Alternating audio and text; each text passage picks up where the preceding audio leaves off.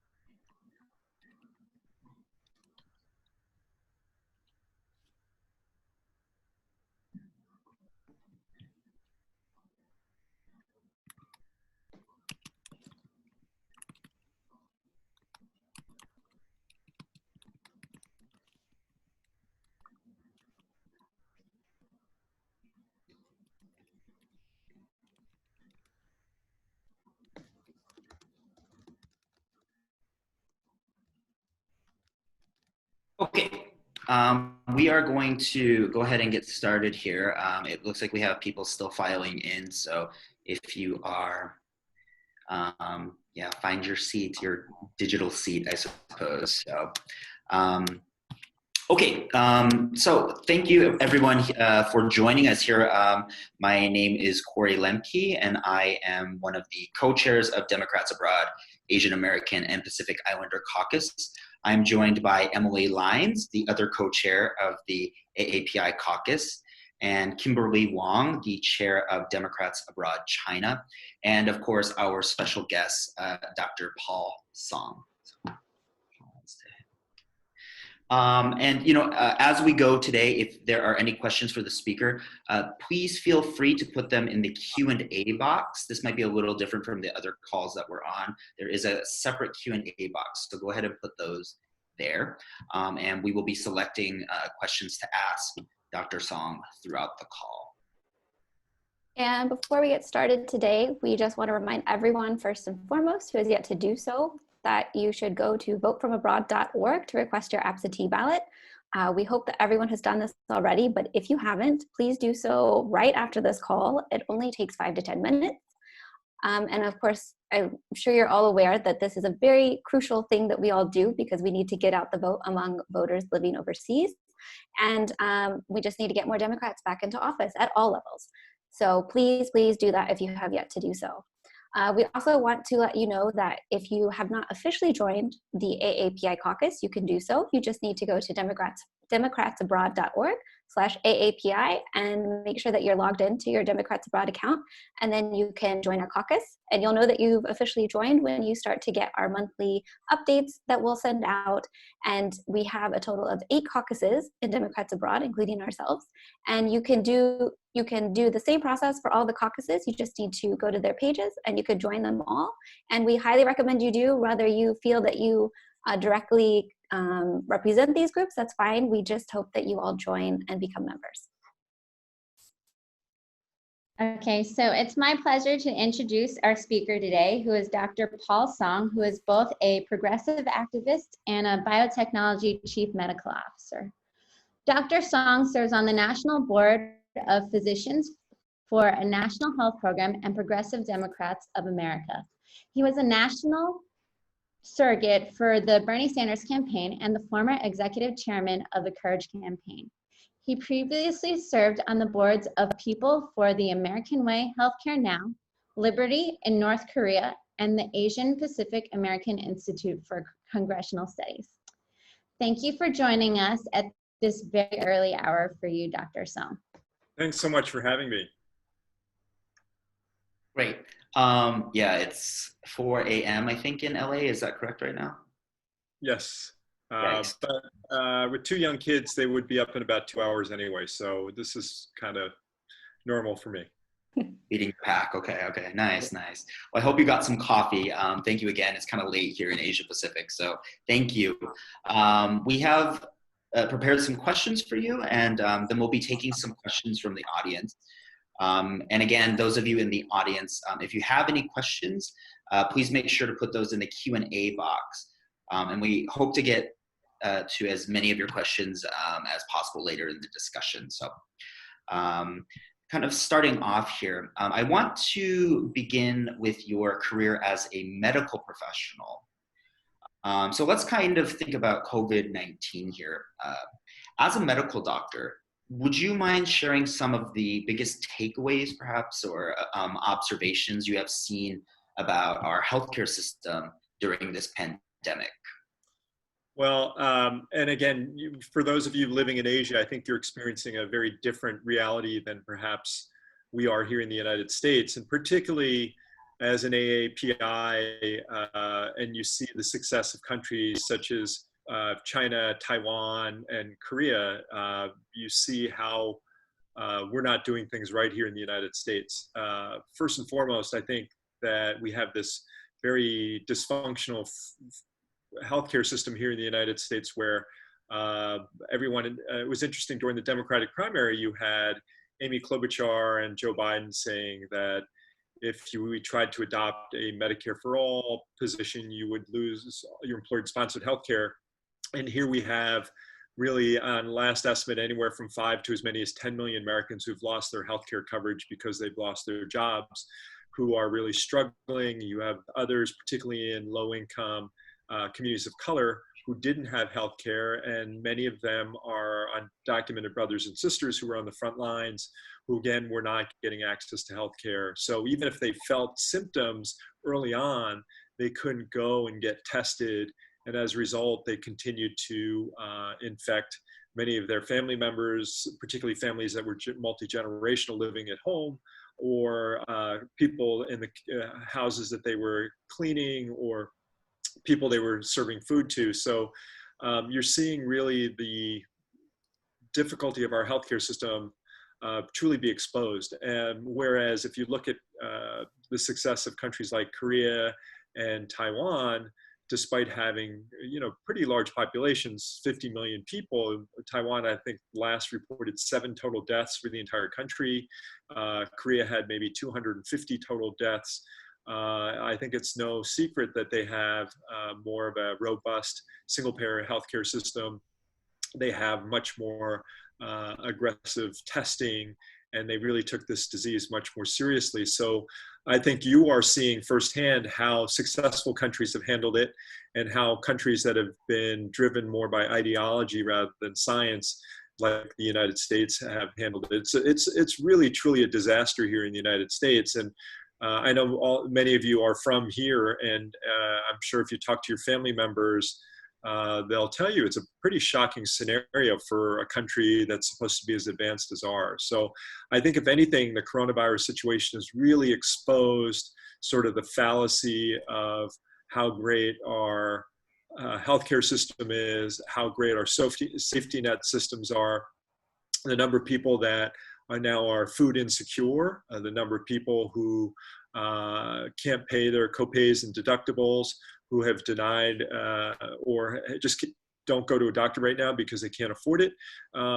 This is all just being exposed, sadly. And I think this is a good opportunity for you all living abroad to be able to highlight what those countries are doing better compared to here. So yeah, it's really sad. Mm-hmm. And I do want to draw you out, go a little deeper into that. Here in South Korea, for example, the turnaround for a COVID test, I think, is like a day or 2. But I was looking in the United States, and it's still about a week, I think, and a lot can happen. So I guess my question is why? Why is there that discrepancy between a country like South Korea versus the United States? Well, South Korea is a prime example of a country that took it right. So many years ago, when MERS, the Middle East respiratory syndrome, was there, Korea didn't necessarily do that well. Actually, Korea had quite a few of its citizens that had been working in the Middle East who had come back and infected a large percentage. And outside of the Middle East, Korea had more deaths than any other country. And it was a national embarrassment. It was a situation where a lot of people were held accountable. And so the government really took it upon themselves to say, we'll never let this happen again. So as soon as they started to see the first infections in China, because of their experience with MERS and prior experience with SARS, they took this much more seriously. So they really entered into an amazing partnership with the private sector as well as the government to really ramp up both testing to identify tests that really would work. So they were well ahead of this, but this was not necessarily because they had always done well. They actually had done a really poor job with MERS. In the United States, what happens is, again, you have so few testing companies because it's such a for-profit driven business that are already stretched to capacity because they're maximizing profits, but they're not always focused just on a COVID test. They're worried about checking blood sugars or hepatitis tests or numerous tests. So this just, they didn't have the capacity to really ramp up in a way that countries like Korea and China and Taiwan have done. And then again, when you have a president that doesn't take this seriously, that in the first few months says that this will go away, that this is a China problem, they didn't take it seriously. And then during the lull, remember in the beginning, the cases started to come down. So from March till maybe June, Labor Day, Memorial Day, I'm sorry, end of May, cases started to come down, but then everyone thought, oh, this is a blue state problem, only New York and New Jersey are having it.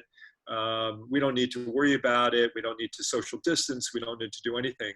And everyone just took it lightly. So they didn't, instead of adding capacity for testing during that period of time, they felt, oh, the virus is going away. And now you're seeing just this massive infection rate and not enough tests. So even in California that tried to do things right, in Los Angeles right now, where we're seeing just explosive growth of the virus, the turnaround time for testing is about 7 days. It's really embarrassing. It's third world-esque. So the biotech company that I work with, our main focus is cancer, but we have a lab and we took it upon ourselves to validate the PCR test and start offering it to the community, primarily to the uninsured. So we have a lot of undocumented workers who were told you could not come back to work until you did a PCR test. But because they didn't have insurance or they were worried about, they didn't have a social security number, they were worried about going to one of these commercial labs. So we started offering these tests to the community at basically at cost. So whereas most labs are charging $150, we're charging $85 to allow people to go get the test so they could do it confidentially and then show a copy of their report to their employer. Our turnaround time is 24 days. We're only doing about 150 tests a day for a small lab like ours, but ours is 24 hours. But this is a problem. We have almost a week wait of people to get these tests because our capacity is such. So big differences. Obviously, universal health care is the key issue for progressives within the Democratic Party. Do you feel that COVID-19 will alter views towards this political issue? Sadly, no. I have some friends who are part of the DNC platform committee, and I think if you saw, they tried to add Medicare for all to the universal to the platform, and it was voted down by over 2/3. Now, having said that, I do think that if you talk to the Democrats, they do believe in universal health care, but universal health care to them is to have more people have private insurance rather than to have a single payer entity, which, you know, under these circumstances where you now have so many people who lost their healthcare coverage, we need to get them coverage one way or another. I think that you would think that an emergency like this would really get people to do something bold. You have some members of Congress like Pramila Jayapal, who's an amazing congresswoman from Seattle, who has called for putting people on Medicare during this time who've lost their health insurance. But it's languished in both the Congress and in the Senate. But I do think that people are, quote, when you hear politicians say, I want universal health care, and never mentions Medicare for all, that means they're still somewhat beholden to the private insurance industry. You know, there's so many topics for us to cover here, and so we kind of, you know, want to also touch on the other side of this pandemic, which has been, you know, in the AAPI community, we've seen a lot of the horror that there's been a rise in anti-Asian American sentiment since this has started, and it's only been stoked by the Trump administration. Just last week, there was an attack on an 89-year-old Asian American woman who was attacked and burned. The police said it wasn't a hate crime. Then there was a rally that was held by China Mac, who was saying, you know, Asians don't make noise. So what do you think, or how do you think we can contribute to this fight against these injustices? And how do you think these experiences will affect the community and affect voters? Great question. So my wife is a TV journalist, and I can attest to you that she has gotten a lot of hate speech directed at her, a lot of really vitriol, racist comments. She's had things where when she spoke up and said, you know, why are we calling this the China virus? And had people basically say, I hope you and your kids get infected. I mean, it's been pretty vicious. I've seen other examples of much more emboldened anti-Asian sentiment. Fortunately, I've not seen any directed at me personally, but you know, I think that it's only a matter of time, I think, before you see it. But we're seeing a lot of it even in, quote, progressive states like California, in areas and pockets of Los Angeles. And I think Asian Americans not only have to speak up about this, but have to be careful. You know, the 89 or the 98-year-old lady, I mean, that is unconscionable. And then I think you might have seen video earlier during this pandemic where there was an Asian woman in Minnesota who was just beaten by two teenagers. So these are pretty blatant, brazen attacks. I think we as a community need to really step forward and be vocal. Congressman Ted Lieu, who's my congressman, has tried to institute legislation to really bring attention to these hate crimes. And I think it's important for us to stand very closely with the African-American community and other communities of color who have been feeling these types of racial attacks as well. You see a lot of attacks against Hispanic street vendors right now. You see a lot of attacks against African Americans, not just in terms of the police brutality issues that are really behind Black Lives Matter, but also now people that are protesting in suburban communities. So I think we all need to come together. But the Asian situation here in the United States, I'm quite older than you guys, but so I can tell you when I was growing up in New Jersey, when you think of the East Coast as a place where there are a lot of Asians now, but growing up, my sister and I were the only Asians in our high school, being teased tremendously through elementary school and getting in a lot of fights. I never thought I'd have to see that again, but it's really unnerving how bad it is now. Right, and that was kind of a question we had been thinking about as well. What does that look like? How do you connect this AAPI narrative back to this larger kind of, I don't know, racism towards, you know, towards Black people as well, African Americans, and things like that? How do we as a community, what is your view in, you know, connecting the AAP narrative back to this, you know, we the people kind of narrative? Great question. Well, I think first of all, like we as a community, and I mean all Asian Americans, should really study the plight of the Asians in the United States. I'm not sure if you saw the PBS documentary recently about Asians in America. And it talks about how the first Chinese workers came over and how they could just randomly be beaten and lynched. There was the Exclusion Act, right, that prevented Chinese from being citizens, owning property. Then you had, obviously, the incarceration of Japanese Americans. The country has not been kind to Asian Americans for all the myth of us being a silent minority that fits in and has been able to avoid a lot of the racism that maybe the African American community has had. Certainly, our experience has been nothing compared to the African American community. I mean, I don't mean to minimize that at all, but I'm just saying that if you look at the history of Asians, I think we as a community need to really be familiar with the way Asians have been viewed here over the history of the country.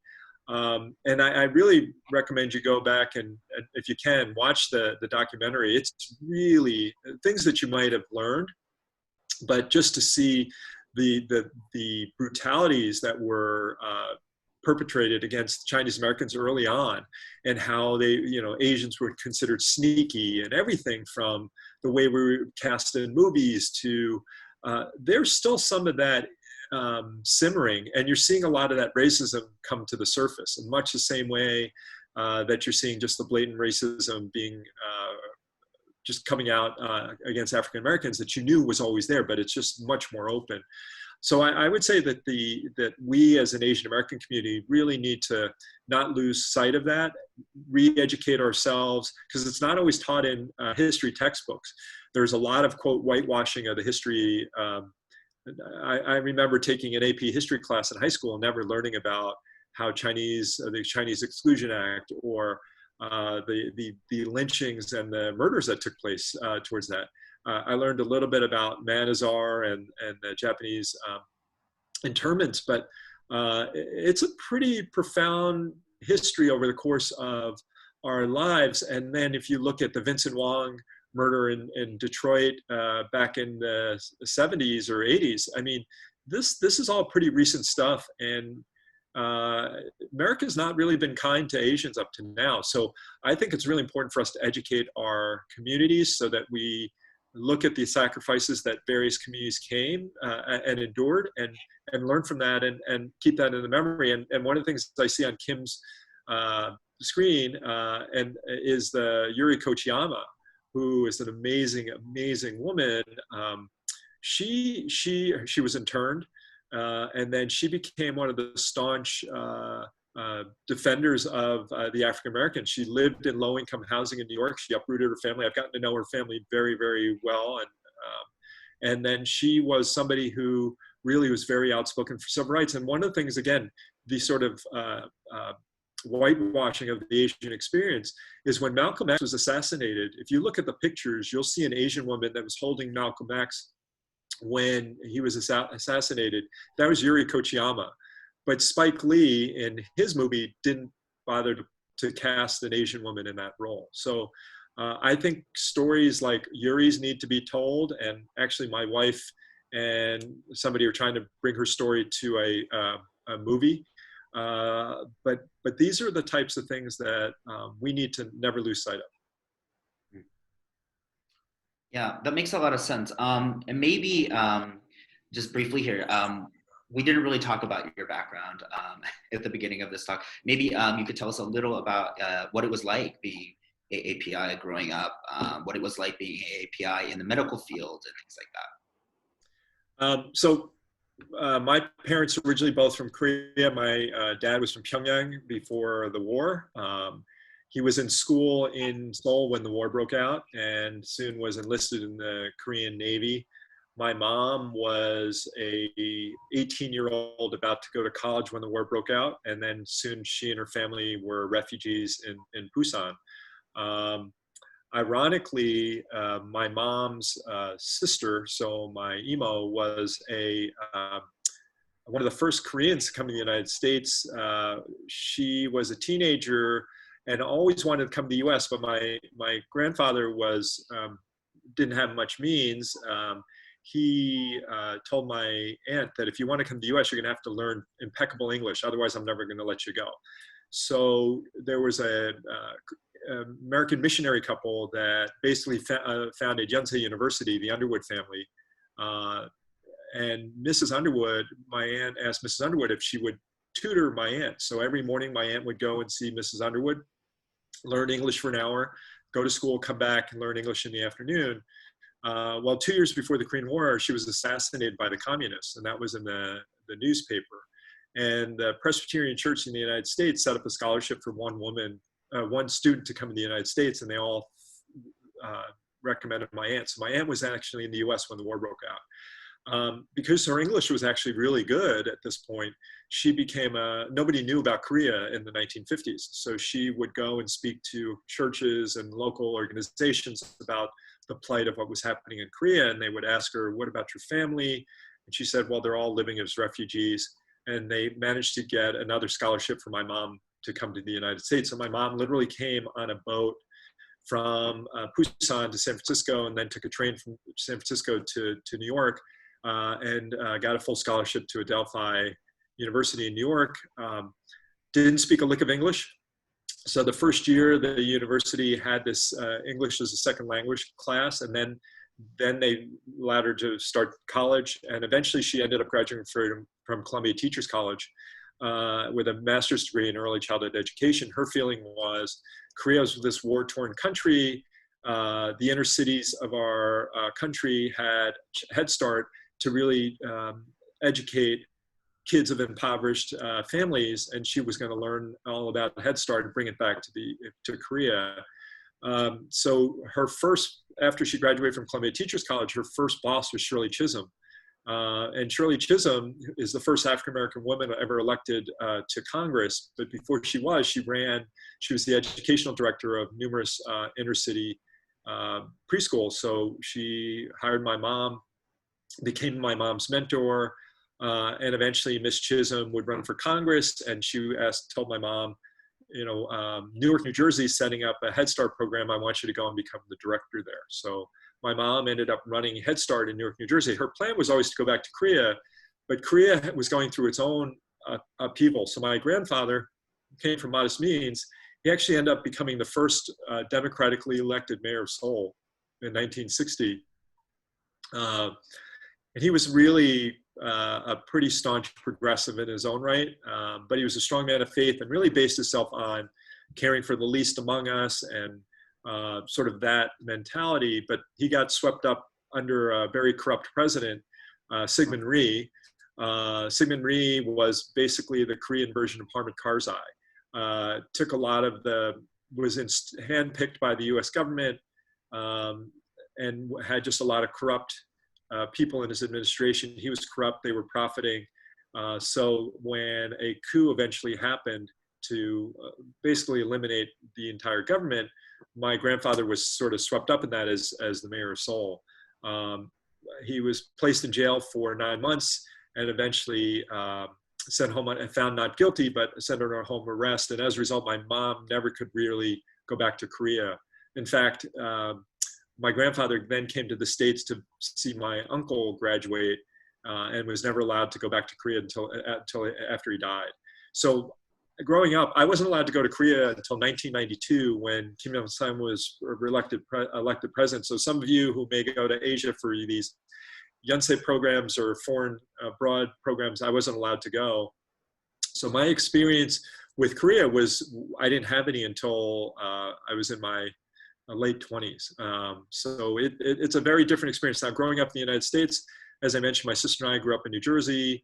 Not many Koreans, not many Asians in general. I mean, there were quite a few Chinese that were in Chinatown when we go into the city, and but nothing that you see now, and perhaps maybe something separate for you all.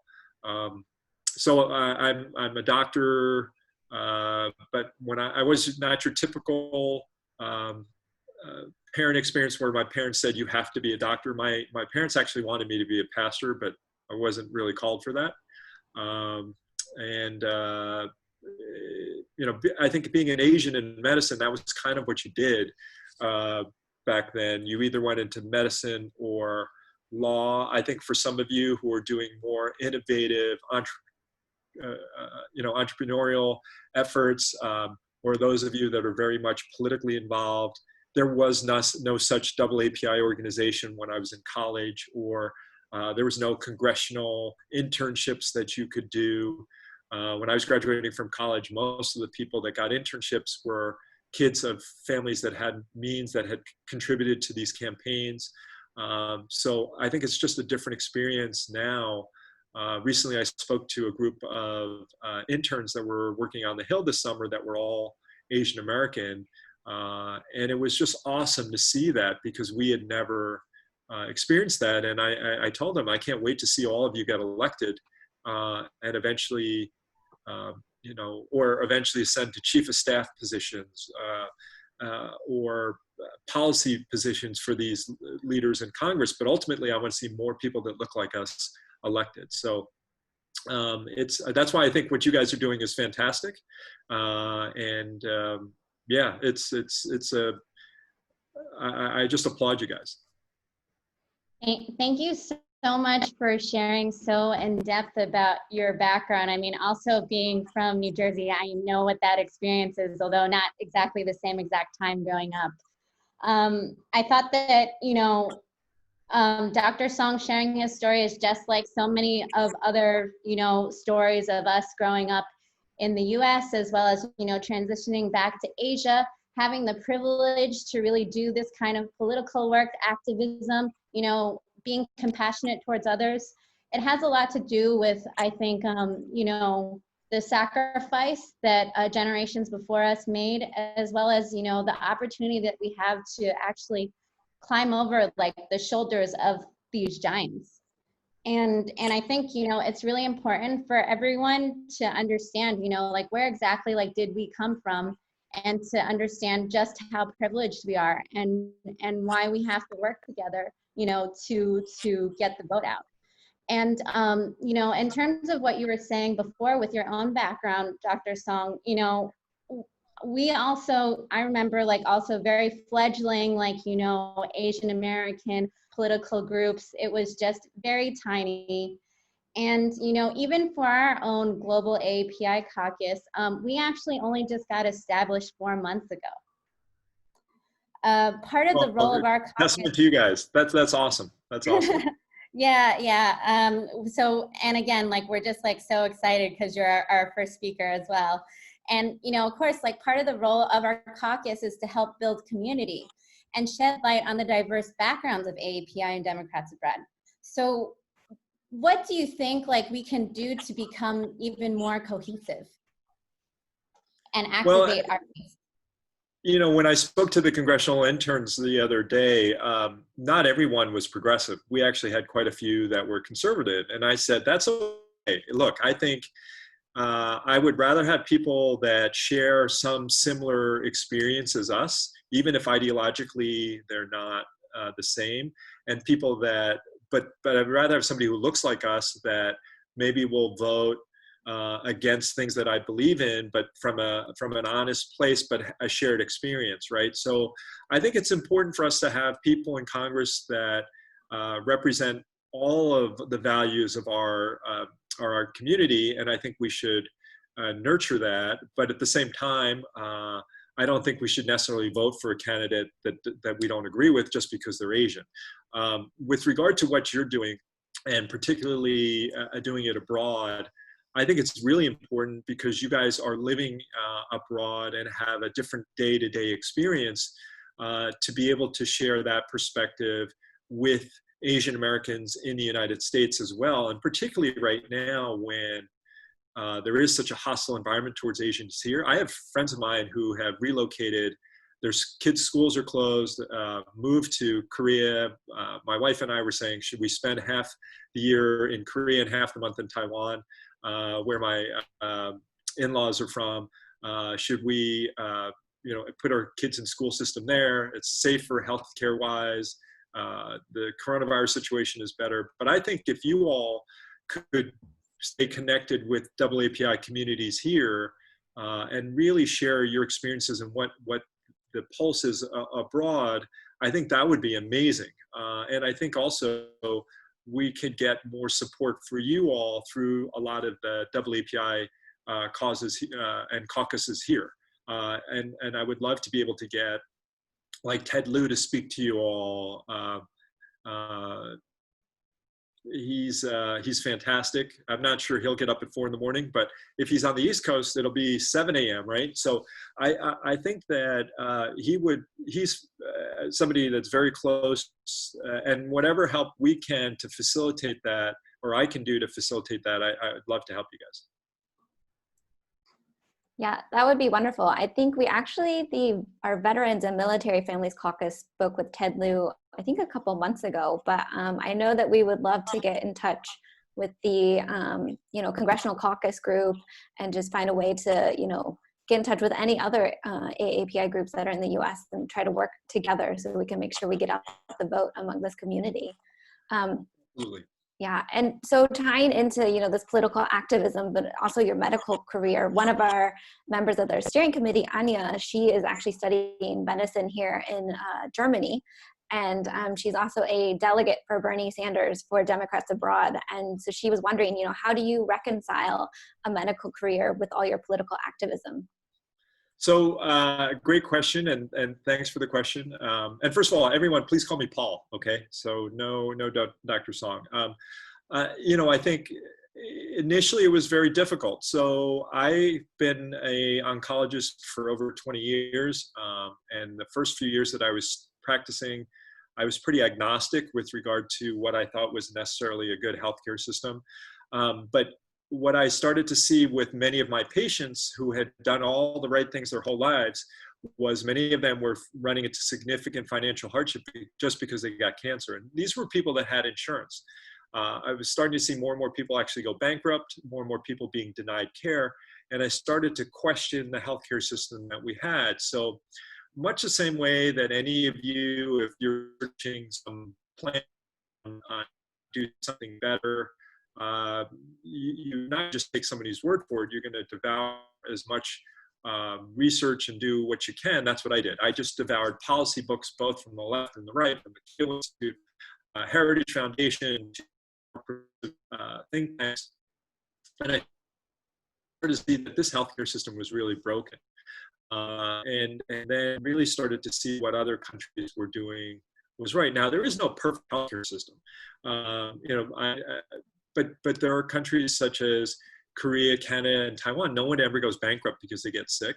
And by and large, the satisfaction is much higher there than it is in the United States. So I started to really see that the system we had was not great. Now, as a specialist in medicine, I had a pretty sweet life. I mean, you get paid very well.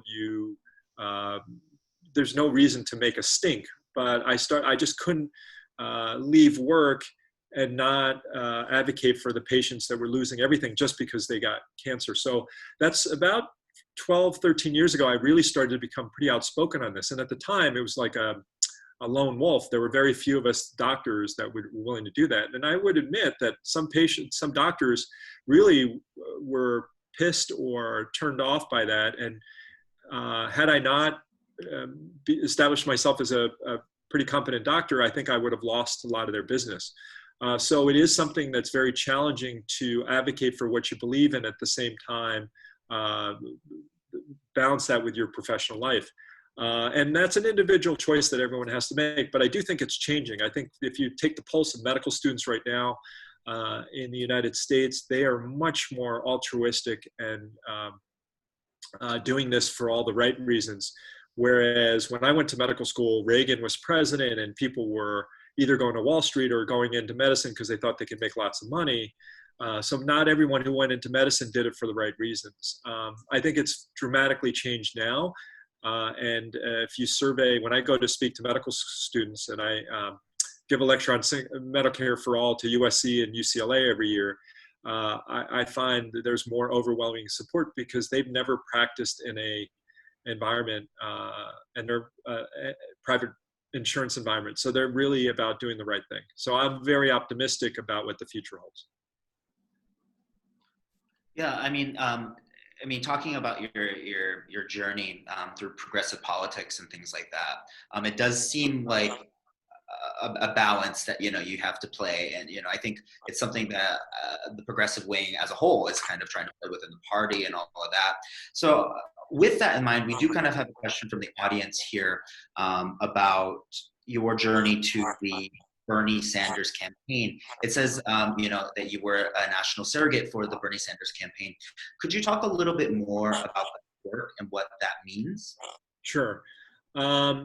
So I would say I started to become pretty politically active about 10 years ago. Medicare for All was one of the things, but then my wife and I very much got involved in the marriage equality fight. We had just moved to California when Prop 8 was on the ballot, and we were shocked that it passed, meaning that it banned gay marriage. We have some very dear friends of ours who we felt they had the right to love and marry who they wanted as much as any of us. So we became very outspoken in the marriage equality fight. I also then was asked to join the board of an organization called the Courage Campaign, which was really front and center in the marriage equality fight here in California. Once marriage equality was settled, the executive director went and became a deputy mayor in Los Angeles and asked me to take over. And we kind of were wondering, what should this organization be now that marriage equality was settled? We started to take on corporate accountability and really looking at how Democrats were beholden to corporate interests, not the interests of their constituents, the influence of money in politics, things of that nature. So I was really getting more and more drawn in and involved. And then also just started to become very supportive of progressive candidates and causes, whether it be environmental issues, whether it be criminal justice issues and such. So when I had been following Bernie for a long time because of growing up in New Jersey, I used to go up to upstate New York once in a while. We go to Vermont quite a bit, and so you learn who the senator is, and he's a University of Chicago alum like I am. So I just started to become a big fan of his. So when he launched his campaign, remember, this was at a time where no one gave him a chance. I just immediately signed up as a volunteer. And initially that was just to do whatever they wanted me to do. But eventually people in the campaign reached out to me and they said, hey, would you be part of the AAPI executive committee for Bernie? And then eventually it was the Medicare for All group. And they just had me start to speak throughout California and then nationally at various platforms and events, whether it be writing op-eds or giving interviews or debating people on healthcare. That was what I was really recruited to do. And then I'm just going to talk about it, since I'm sure at some point it'd be a question. I'm sure some of you have heard of the speech that I gave 4.5 years ago in New York, that I made a very unfortunate mistake of using a insensitive term to describe corporate Democrats who were beholden to the private insurance industry and the pharmaceutical industry. Unfortunately, the way I said that, the Clinton campaign immediately spun that I had called the secretary that word, and that became major firestorm on the news and such. So just I'll tell you exactly what I said. I said, we will never have Medicare for all as long as we have a president that doesn't aspire for something greater. We will never have Medicare for all as long as we have corporate Democratic whores who continue to be beholden to the private insurance industry and the pharmaceutical industry. The term was very stupid for me to use, and I apologize to any of you who were offended. I apologize profusely to the secretary, but they spun it as they were basically saying that I had called her that term, when in reality I was referring to Congress. Nonetheless, it was a stupid term for me to use, and the campaign used it against me. Now, a week after this happened, what people don't realize is Bill Clinton actually called my wife and said, we watched Paul's speech, and we know he wasn't referring to the secretary as that, but we're not going to let him off the hook publicly. That, you know, and then he, Bill Clinton went on to tell my wife, I just want you, Paul, to know that we respect his tenacity for healthcare. Matter of fact, when the secretary and I tried to pass our own healthcare reform, it wasn't the Republicans that were giving us the hardest time. It was the Democrats in our own party. So essentially, he was saying he's right, but we're not gonna acknowledge this publicly.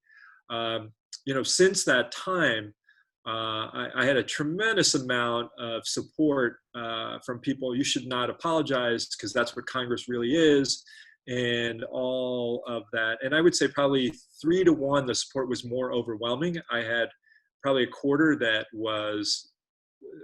hates me probably to this day within the Democratic Party. And so, you know, with this last campaign, I purposely tried not to be so out in front public, although I was brought on again as a national surrogate and did much more in terms of California, and California went overwhelmingly to Bernie.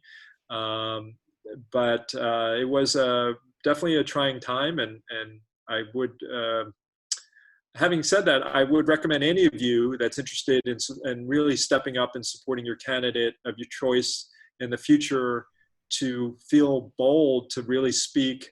It's great to see people who look like us being active surrogates for any candidate. And I would love to see many of you go and do that. Just probably don't use the same word I did. Thank you so much for sharing that, especially, I guess, like with the kind of like challenge when you talk about, say, like progressive and maybe someone who's a more centrist Democrat. So of course, like that's also like an issue that, like, you know, we all have to deal with when we're doing all of our grassroots work in getting more volunteers, you know, also just getting people to vote. I wonder if you can give us any advice about bridging, you know, progressive and centrist Democrats. Well, I do think there's still a battle going on for the soul of the Democratic Party. And you're seeing in New York, you know, 2 years ago, AOC defeated Joe Crowley, who was an entrenched moderate corporate Dem. You just had Jamal Bowman defeat Elliot Engel, same type of thing in New York. So I think it's happening now. For this coming campaign, we have to do everything to get Biden elected. I mean, there's no question about that. And then we have to take back the Senate, which is something we also no question about. So I would say whoever has won the primary, who has a D after their last name, there's no choice not to vote for that person. Now, I think a lot of undue blame has been placed on Bernie voters for why Secretary Clinton didn't win. First and foremost, I mean, she did win, right? She won by over 3 million votes. And then secondly, if you look at the states that she lost, Michigan, Wisconsin, Ohio, and Pennsylvania, if you look at the African-American turnout in those states, if we had had the same turnout in Milwaukee, Detroit, as we did for Barack Obama, Hillary Clinton would have won Michigan and Wisconsin. She didn't campaign in Wisconsin after the Democratic primary. So I think there was a lot of mistakes made in her campaign, and I think it was unfair to put this all on Bernie voters. The fact is you have to inspire voters, and you can't just take them for granted. So I think within the African-American community, that's where I think, you know, there's a lot of talk that Biden is going to place an African-American woman on the ticket. And hopefully that will, and you can't just take the African-American community for granted either. So I think that for this election, this is absolutely crucial that we get Trump out of there. So whoever the president is, even if it was Romney, not that that's the case, but I'm saying somebody like that, it would still be way better than Trump. So I think we just have to now that it's been settled in the primary, that's what we have to do. So looking, ahead, both short term and long term. So in the short term, what would be some things that you would suggest that Asian Americans living overseas could do right now to help their communities at home? And then in the long term, how do you see the AAPI community developing in the coming years, like in a political sense? So in the short term, I think, again, given your experiences overseas, I would try to educate and share with community, not only Asian American communities in the United States, but just communities in general about how successful countries handle the coronavirus, right? That can further educate what we're doing wrong here. And at the same time, help fight back against the anti-Asian narrative that's emerging, right? Particularly some of you who are living in China right now. The anti-Chinese sentiment is probably at an all-time high here in the United States, both in terms of our government, but also even because we have a president who calls it the China virus or Kung flu, right? So I think in the short term, that's what I would really recommend. I would also recommend you all send in your absentee ballots early because Trump is trying to delegitimize mail-in voting right now. So I would say the earlier you vote, matter of fact, the Biden campaign is trying to get everyone to mail in their things before, because if it was like New York, I don't know if you've been following, but New York's election was over a month ago, and they just certified one winner in a congressional district, Carolyn Maloney, 28 days after the election, because it took so long to count all the absentee ballots.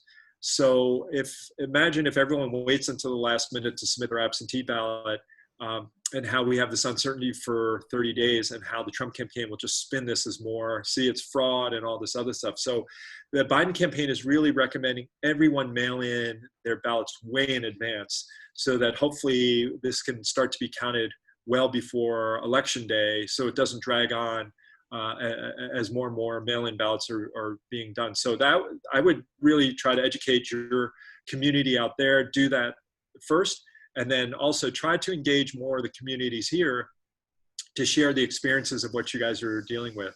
As far as long-term, I think I'd love to see some of you come back and run for office. I think it would be nice to really not only see more Asians, but more progressive Asians. If you look at the history of Asian Americans in Congress, you look at the Norm Minettas, the Patsy Minks, these were really pretty bold progressives. Norm Minetta was one of the first elected officials to speak out against discrimination against the LGBT community.